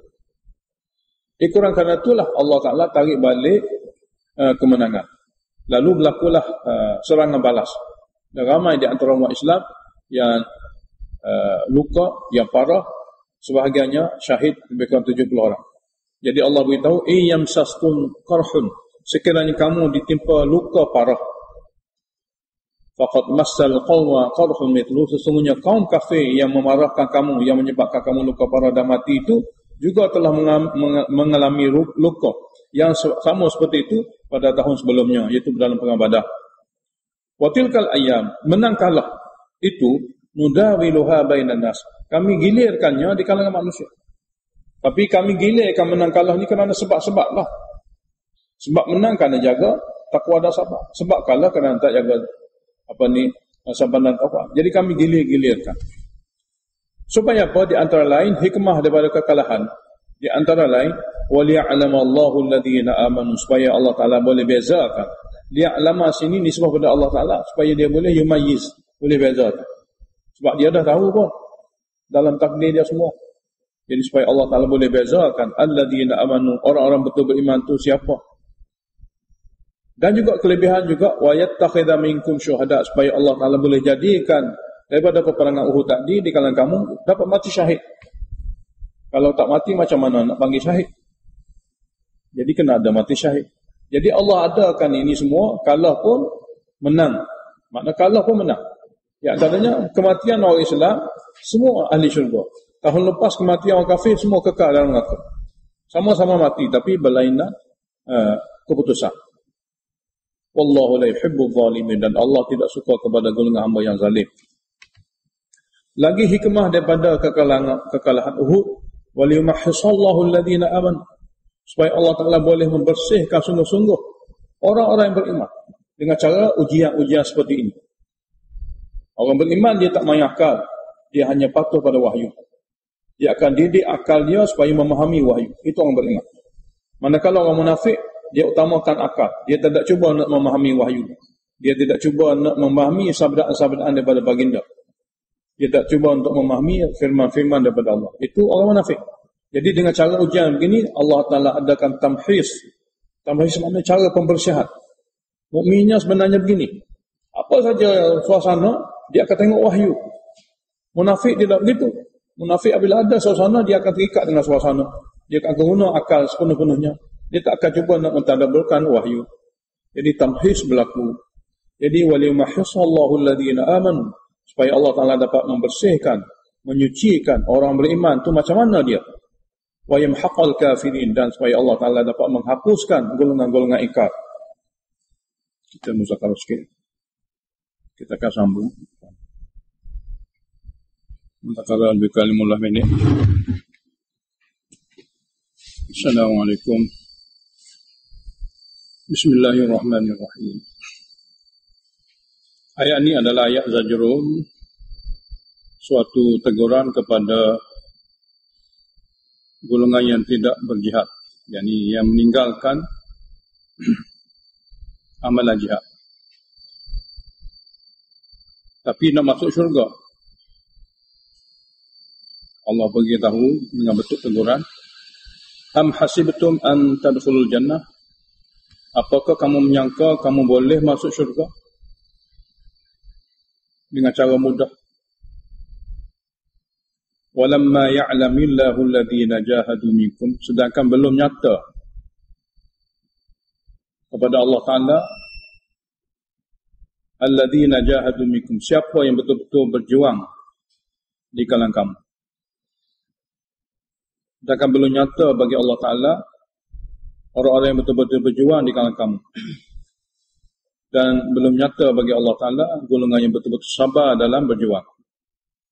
Bermakna syurga kepada seseorang yang sabar dalam berjuang. Itu maknanya dia teguran. Jadi ada orang yang mana nak masuk syurga dengan angan-angan, nak masuk syurga dengan khayalan. Tidak mungkin. Jadi apabila ada ayat seperti ini, bermakna syurga Allah Ta'ala akan ditempah oleh mereka yang telah bayar cengkeram jihad dan infak. Dia tempah syurga dengan bayar cengkeram jihad dan infak. Sebagaimana ayat yang kita akan baca dalam surah Taubah. Inna Allah ashtara. Sesungguhnya Allah telah beli, mana telah ambil cengkeram. Dengan dibayar nanti dengan syurga. Kalau seorang tu boleh berjihad dengan harta dan diri. Seperti mana kita akan baca nanti pada surah Taubah.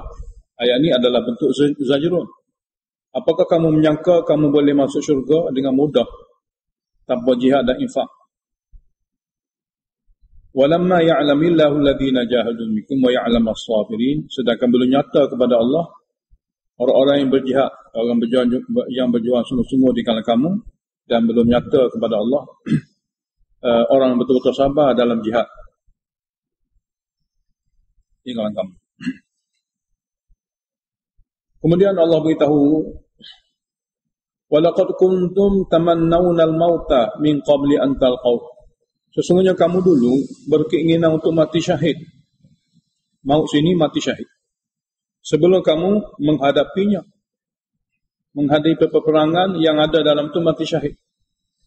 Masing-masing nak minta mati syahid. Alangkah bertuahnya jika mati syahid. Jadi medan peperangan adalah merupakan tempat yang akan berlaku padanya mati syahid. Jadi walaqad kuntum tamannaw. Sesungguhnya kamu dulu bercita-cita, berkeinginan sungguh untuk mati syahid di medan jihad. Sebelum kamu menghadapi medan jihad. Faqad ra'aitumu. Maka sesungguhnya kamu telah melihat dengan mata kamu medan jihad yang akan ada padanya mati syahid. Wa antum tanzurun, dan kamu hal-kadang kamu tengok sungguh-sungguh di depan mata kamu perkara-perkara yang kamu cita-citakan itu sebelumnya. Jadi kelang kabut tak perlu berlaku pada peperangan Uhud dengan keadaan 70 mati. Tak perlu kelang kabut, kerana apa yang kamu inginkan, inilah dia. Ini dia panggil mati syahid. Dengan adakan kekalahan, maka ada sebahagian 70 orang daripada kamu dibunuh, maka berlakulah mati syahid. Cara ni saja akan berlaku mati syahid. Berita tersebar, Muhammad SAW, Nabi telah dibunuh. Seperti mana berita tersebar pada masa Hudaibiyah pada tahun selepas itu. Dan di berita-berita ni kadang-kadang suatu ujian daripada Allah. Lebih-lebih lagi berita palsu. Ujian besar daripada Allah. Jadi apabila berita tersebar Nabi SAW mati, semua para sahabat menganggap segala susah payah yang sebelum itu ringan berlaku. Yang paling berat adalah berita Muhammad SAW, Nabi yang disayangi, telah wafat. Mereka semua sedih, sangat sedih di atas berita yang sangat menyedihkan. Sehingga terasa ringan kekalahan, terasa ringan serangan musuh, apa yang berlaku pada mereka, kepenatan, luka parah mereka itu rasa ringan, kerana telah berlaku berita Nabi mati. Allah Ta'ala tegaskan di sini sebagai zajrun, wa ma Muhammadun illa rasul, dan tidaklah Muhammad itu melainkan dia satu orang rasul di kalangan rasul-rasul ini dipilih. Qad khalat min qablihi rusulu, sesungguhnya telah berlalu sebelum Nabi Muhammad SAW ramai rasul. Afa immata, apakah sekiranya dia mati biasa, au qutila, atau dia mati terbunuh syahid, inqalabtum ala aqabikum, kamu akan murtad ke belakang, meninggalkan tauhid, meninggalkan agama Islam yang benar. Makna mati Nabi bukan makna mati Islam. Mati Nabi bukan bermakna hilangnya iman. Mati Nabi kerana sudah sampai masa dia. Janganlah dengan sebab mati seseorang, agama pun mati. Tidak boleh. Jadi waman yanqalib ala aqibaih, dan siapa saja yang murtad ke belakang meninggalkan agama Islam kerana kematian Nabi, falan yadurrallaha syai'a, dia sebenarnya tidak membahaya dan memudaratkan Allah walaupun sedikit. Wa sayajzillahu syakirin, dan Allah pasti akan memberi balasan kepada hamba yang sentiasa bersyukur. bersyukur di atas nikmatnya dengan cara teguh dalam agama. Nabi mati, Nabi hidup, dia sudah ada takdir masing-masing. Tapi tetap bersyukur di atas nikmat agama dan teguh dalam mengikuti syariat agama. Jadi dalam tafsir Jalalain, dia terjemah syakirin dengan makna syakirin li ni'amihi bil thabat. Allah pasti akan balas kepada golongan yang bersyukur bagi atas segala nikmat dengan cara teguh dalam agama. Walaupun berlaku kematian, walaupun matinya Nabi. Ayat seterusnya juga targhib pada jihad.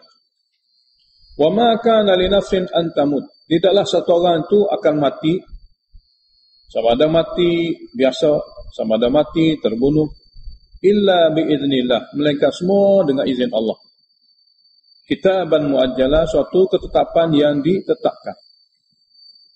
Wa man yurid thawabad dunya, dan siapa yang berjuang nak dapat balasan dunia semata-mata, nu'tihi minha, kami bagi kepadanya balasan dunia semata-mata, tapi tidak ada baginya apa-apa bahagian pun yang baik di akhirat. Kalau ada bahagian yang buruk. Tapi wa man yurid thawabal akhirah, siapa yang ingin balasan akhirat dalam perjuangan dia semasa di dunia, nu'tihi minha, kami bagi kepadanya balasan akhiratnya. Wa sanajzi syakirin, dan kami akan sentiasa memberi balasan kepada golongan hamba yang pandai bersyukur. Itu teguh dalam segala keadaan. Kalaulah sesuatu musibah yang dialami oleh seseorang seperti kekalahan dalam peperangan, janganlah zahirkan kelemahan semangat. Sebaliknya, gantikan kelemahan itu dengan rajin berdoa. Segala ujian yang Allah adakan itu bukan untuk melemahkan semangat. Tak tercapainya cita-cita, terlepasnya peluang, kalah di medan, itu semua daripada ujian-ujian Allah Ta'ala. Janganlah perkara-perkara seperti itu penyebab bagi lemahnya semangat. Sebalik, jadikanlah perkara seperti itu untuk kamu rajin berdoa. Kamu ada lagi peluang. Kamu akan sentiasa hidup dengan menambahkan pahala. Di sebalik ujian ada sabar, di sebalik sabar ada pahala. Dan berdoa kepada Allah supaya Allah Ta'ala bagi kemenangan, Allah bagi afiat. Di sini satu bentuk supaya seseorang itu dalam apa saja suasana dengan banyak doa, hadapinya dengan banyak doa. Wa ka'ayyin min nabiyyin qatala ma'ahu ribbiyun katsir. Ramai mana nabi yang berperang bersama dia, ribbiyun, orang-orang Allah, katsir, yang begitu ramai. Jadi ramai mana nabi yang berperang bersamanya ribbiyun, orang-orang Allah yang ramai. Fama wahanu lima asabahum, mereka tak merasa lemah pun apa yang menimpa mereka di jalan Allah semasa berjuang. Wa ma dha'ufu, dan mereka tidak tunjuk kelemahan itu kepada musuh. Wa mastakanu, dan mereka tidak menyerah kalah. Mereka tak rasa lemah, mereka tak tunjuk kelemahan kepada musuh. Wa mastakanu, dan mereka tidak menyerah kalah. Wallahu yuhibbus sabirin. Itulah sabar sebenarnya, dan Allah sangat-sangat suka kepada golongan yang sabar. Apa saja yang berlaku pada seorang itu, dia jangan rasa lemah semangat. Janganlah dia rasa lemah, menunjukkan kelemahan dia, sehingga dia mengaku kalah kepada musuh dia. Tidak boleh. Itu adalah perkara yang dikira menyalahi sabar. Menyalahi sabar. Allah suka kepada hamba yang sabar. Di sebalik segala ujian itu, sibukkanlah dirimu dengan rajin berdoa. Wa ma kana qaulahum, dan tidaklah doa mereka yang berjuang bersama Nabi, illa an qalu, melainkan mereka selalu berdoa. Mereka berkata, Rabbana ighfir lana dhunubana, wahai Tuhan kami, ampunilah dosa-dosa kami. Wa israfana fi amrina, dan kecuaian perbuatan-perbuatan kami yang dikira melampaui batas. Wa tsabbit aqdamana, dan teguhlah kaki-kaki kami. Wa sumna 'alal qaumil kafirin, tolonglah kami, bagi bantuan kepada kami untuk mengalahkan kaum kafir. Inilah doa mereka. mengaku kecewanya sendiri dan minta bantuan kepada Allah. Apa natijahnya? Doa Allah Ta'ala tidak kecewakan. Fa'atahumullahu, maka Allah bagi kepada mereka thawabad dunia, balasan baik di dunia. Balasan baik di dunia, mengalahi musuh, dapat tawan negara. Wa husna thawabil akhirah, Allah juga akan bagi kepadanya balasan yang terbaik di akhirat, iaitu syurga. Wallahu yuhibbul muhsinin, dan Allah suka sangat-sangat kepada hamba yang memiliki sifat ihsan. Dia baik dan dia buat baik kepada orang lain. Ayat seterusnya sebagai zajrul teguran beserta peringatan daripada melakukan mesyuarat dengan orang kafir. Suatu bentuk teguran dan peringatan supaya jangan bermesyuarat dengan orang kafir. Ya ayyuhalladzina amanu in tuti'ul ladzina kafaru, wahai orang beriman, sekiranya kamu taat kepada orang-orang yang ingkar. Orang ingkar dalam ayat ni, sebahagian ulama kata orang kafir terang-terangan. Tapi daripada pandangan Sayyidina Ali radhiyallahu anhu, dalam ayat ni orang ingkar di sini adalah orang munafik. Orang munafik. Maknanya orang munafik yang zahirkan perkataan-perkataan ingkar. Orang munafik bermakna orang Islam, tapi telah zahirkan perkataan-perkataan ingkar. Orang kafir ingkar ni dia tak Islam, dia duduk lain. Dia berasingan. Jadi kita nak taat pada mereka, memang boleh jadilah. Orang kafir musuh ni kita taat pada kata-kata dia, boleh jadi. Tapi di sini kata Sayyidina Ali, orang kafir mana orang Islam yang kalimah yang keluar daripadanya menggambarkan dia kafir. Dia orang Islam, dia orang yang akan bagi cadangan dalam musyawarah. Jadi janganlah kamu taati kepada golongan-golongan munafik yang kata-kata mereka menggambarkan mereka ingkar. Kalau kamu dengar kata-kata mereka, yaruddukum ala aqabikum, mereka akan memalingkan kamu ke belakang. Maknanya memalingkan kamu menjadi golongan yang kafir seperti mereka. Fatanqalibu khasirin, lalu di akhirnya kamu akan jadi orang paling rugi. Lalu natijah daripada ikut nasihat mereka itu, kamu akan jadi orang paling rugi. Dalam perkara ini, balillahu maulakum, yakinlah kepada peraturan Allah, kerana mengikuti peraturan Allah ada pelindungan Allah. Balillahu maulakum, bahkan Allah sebenarnya pelindung sebenar kamu. Wa huwa khairun nasirin, dan dialah sebaik-baik yang memberi bantuan dan pertolongan. Contoh nusrah Allah. Macam mana Allah apabila kita berharap penuh kepadanya, sentiasa berusaha untuk mematuhi peraturannya. Macam mana bantu Allah? Contohnya ialah sanulqi fi qulubil ladzina kafaru ru'ba. Allah kata kami akan campakkan, kami akan timbulkan ke dalam hati orang-orang kafir itu ru'ba, takut serta gerun kepada kamu.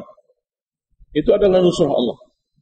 Dia ramai, dia memiliki alat senjata, kemahiran dan sebagainya, tapi Allah bagi satu penyakit kepada dia, penyakit gerun dan takut. Maka separuh kemenangan kamu telah dapat. Jadi kami akan pasti memasukkan ke dalam hati orang-orang ingkar itu ar-ru'ba, takut serta gerun kepada kamu. Kenapa jadi takut? Bima asyraku billah, dengan sebab mereka adalah golongan yang telah melakukan syirik kepada Allah, ma lam yunazil bihi sultanan, akan sesuatu yang Allah tidak turunkan sebarang bukti. Syirik kepada Allah dengan wali, syirik kepada Allah dengan nabi, malaikat atau jin, yang Allah Ta'ala tidak turunkan sebarang bukti pun membenarkan perkara itu. Wa ma'wahum nar, dan tempat mereka apabila mati adalah kekal dalam azab neraka. Wa bi'sa mathwa zalimin, dan seburuk-buruk tempat kembali kepada golongan yang zalim adalah neraka. Allah Ta'ala sentiasa menunaikan janji. Yang tidak menepati janji adalah manusia. Walaqad sadaqakumullahu wa'adahu, dan sesungguhnya Allah telah buktikan janjinya untuk membantu seorang yang beriman dalam apa saja suasana. Bila tu ittahussunahum biidnihi, ketika kamu dapat membunuh mereka dengan izin Allah pada masa permulaan perang Uhud. Kafir walaupun ramai 3,000, dia berlari bertempiaran, meninggalkan barang-barang mereka. Jadi Allah telah buktikan kepada kamu janjinya untuk membantu ketika kamu dapat membunuh mereka dengan izinnya pada masa peperangan Uhud peringkat awal. hatta idza fashiltum, sehinggalah apabila kamu sudah jadi lemah. Lemah sini apa maksud? Lemah tak boleh mengawal perasaan untuk mengumpulkan harta rampasan kerana diperlihatkan kepada kamu orang kafir telah lari dan harta-harta mereka tinggalkan. Lemah kerana kamu tak memahami nasihat yang dinasihati oleh ketua kamu. Dan lemah kamu tidak boleh memahami arahan Nabi kamu. Itu lemah. Sehingga apabila berlaku kelemahan pada sebahagian lain akan menegurnya, akan membetulkannya.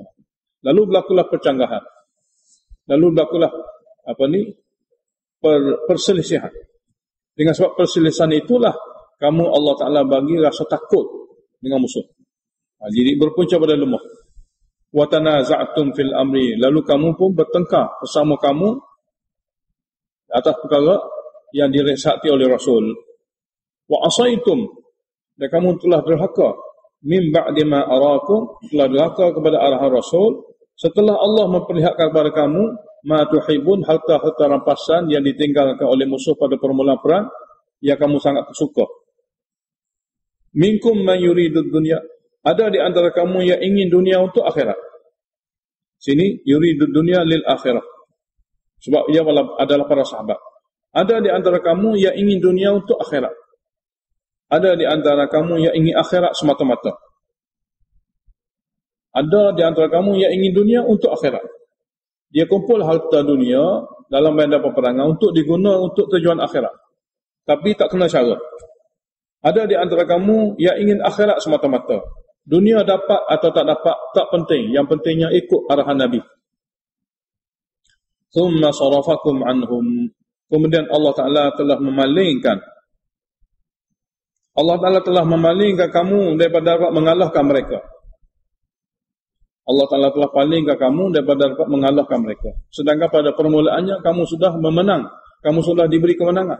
Allah Ta'ala palingkan kamu daripada kemenangan untuk mengalahkan mereka. Tujuan liyabtaliyakum, supaya dia dapat uji kamu dengan cara itu. Dengan cara itu kamu diuji.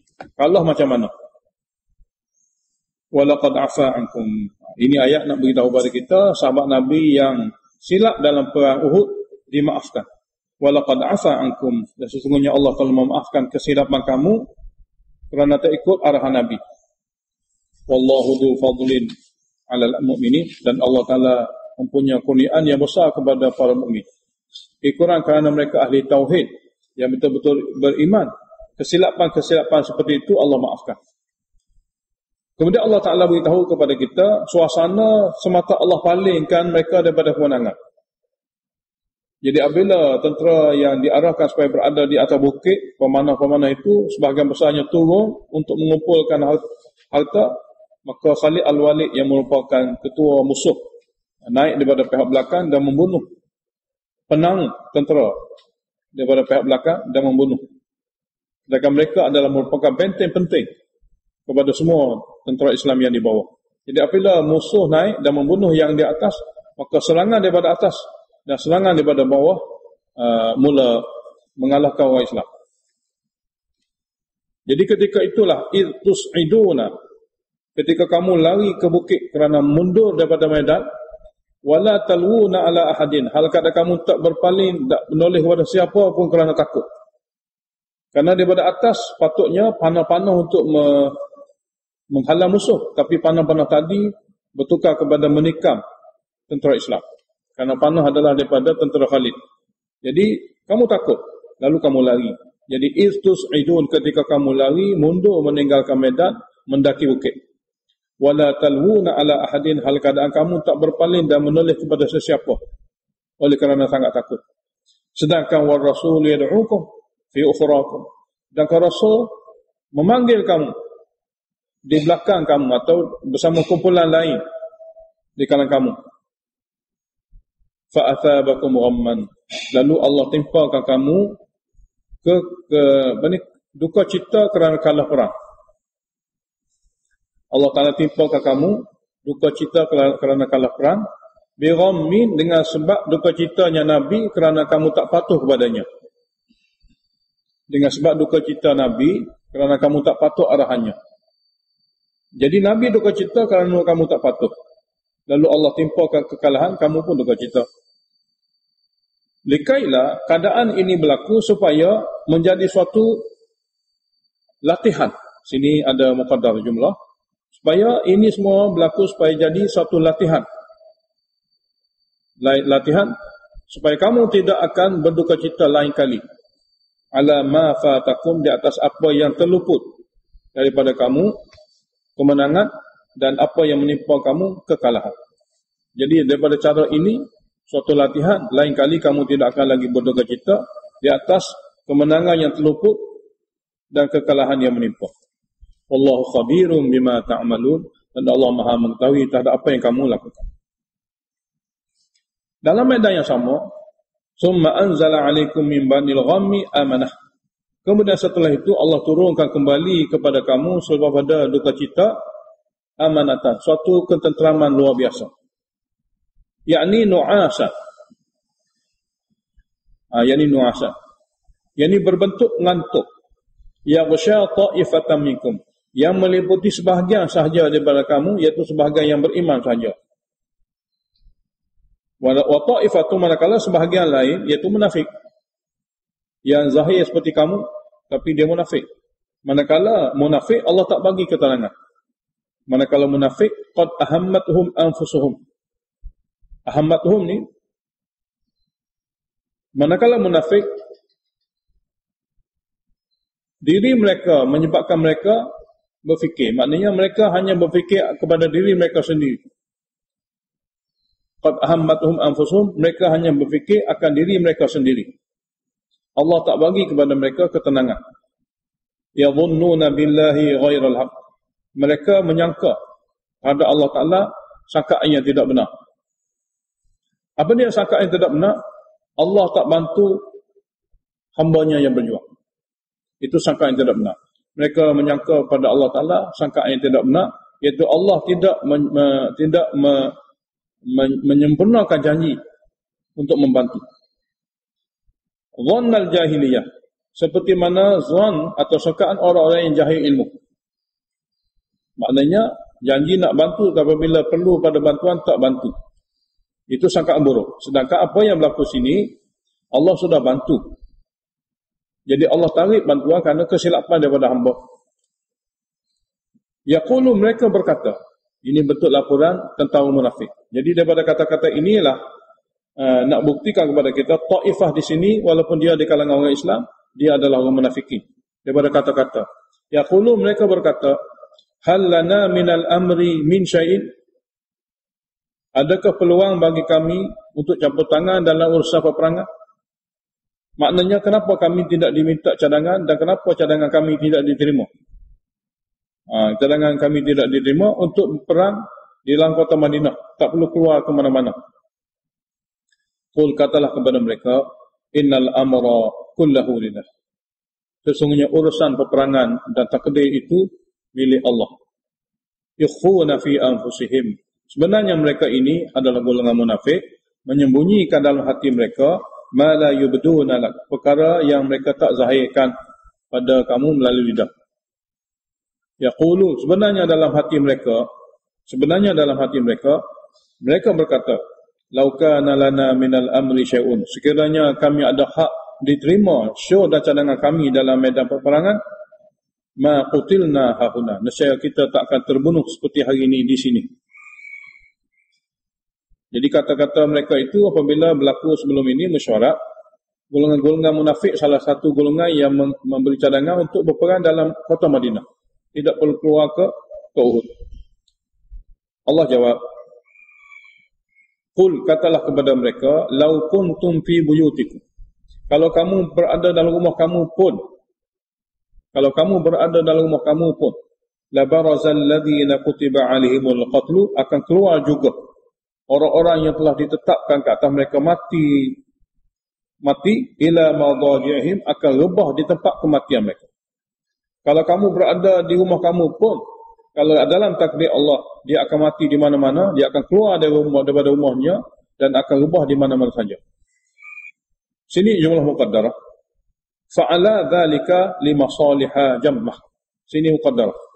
Satu takdir, Allah lakukan demikian dengan sebab banyak sekali maslahah dan kebaikan untuk hamba. Allah lakukan demikian kerana banyak kebaikan-kebaikan yang diadakan untuk hamba. Di samping waliya batali Allah, dan juga untuk Allah uji. Di samping Allah juga nak uji ma fi sudurikum, apa sebenarnya yang ada dalam hati kamu. Apa yang sebenarnya yang ada dalam hati kamu. Tidak ada ujian seperti Uhud, tak tahu kamu ni mukmin ataupun munafik. Setelah adanya ujian, adanya perkara ni di medan, barulah dapat dizahirkan kamu ni munafik atau kamu adalah mukmin yang tulen.